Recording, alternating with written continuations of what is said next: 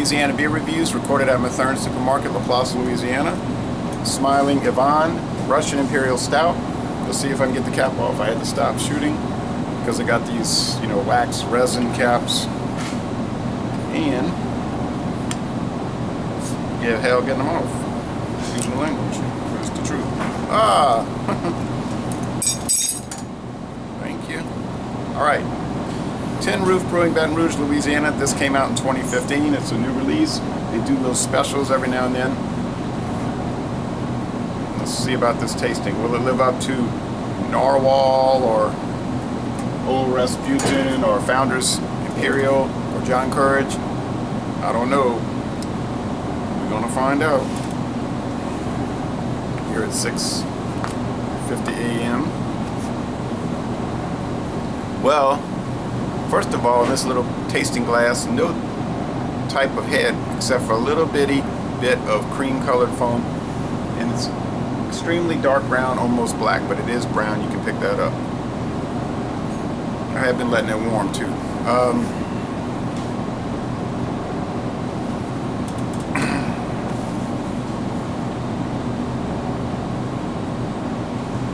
Mild, dark roasted malts. Maybe some Mississippi River water, Baton Rouge, and not much else, frankly. Maybe it needs to warm a lot more. The taste. Okay, sweet, brown bread crust, dark, but not burnt, dark roasted barley malts. It tastes almost like maybe they put a little oatmeal in it, like an oatmeal stout, maybe,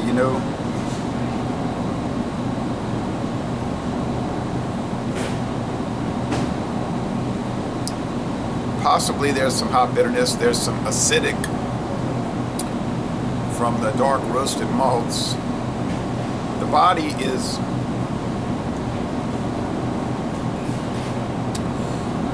not particularly heavy. I would say medium, but it's not syrupy or thick. So if you're thinking all these Russian Imperial Stouts are heavy and thick, they're not. I mean, some are, but many are not. They're a lot smoother and more drinkable than you would believe.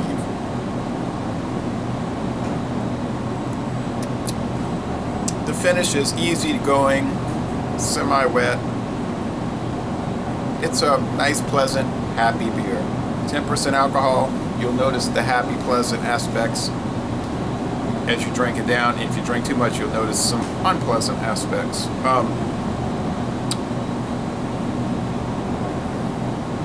I think Tin Roof in Baton Rouge, a new company, only been around a few years, gave it a good try.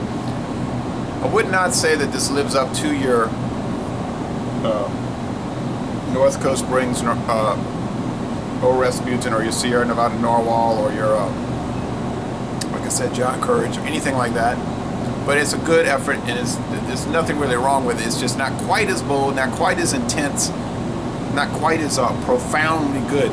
But if you saw it, it was a reasonable price and not too expensive, whatever, you could buy it and try it, and you'd probably like it. You get all these different Russian Imperial Stouts and line them up, and they're all, all the credible ones have nice qualities. It's just a matter of what you want to pay and what your preference is. I mean, people might ask me, what is my preference? I don't know, but I'll tell you what, that Founders Imperial Russian Stout was dynamite, and the Stone Russian Imperial Stout, or Imperial Russian Stout, was fantastic. But then all the rest that I named were so wonderful too, so I guess it's a big old group of awesomeness. And this is a nice one too. I'll give it, give a little more taste here.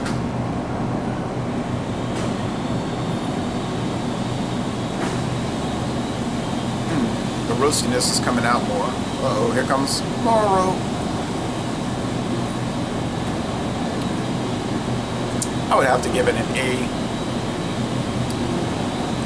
A minus. I mean, the body's a little on the thin side, so maybe that would drop it to an A minus, but I think A minus would be the lowest you'd want to go, and probably you could argue for A. So somewhere in that range. It's certainly an excellent beer, and they make some other good stuff there. Blonde Ale, their Amber Ale, their Voodoo Bingo Pale Ale. I'm looking at them over there. Their Parade Ground Coffee Porter, and they make some other specialties. So thank you for watching this video review, and y'all come on down. Oh, ladies and hey, bon temps roulette, let the good times roll. And y'all come on down to southeastern Louisiana. Check out Mathurin's big,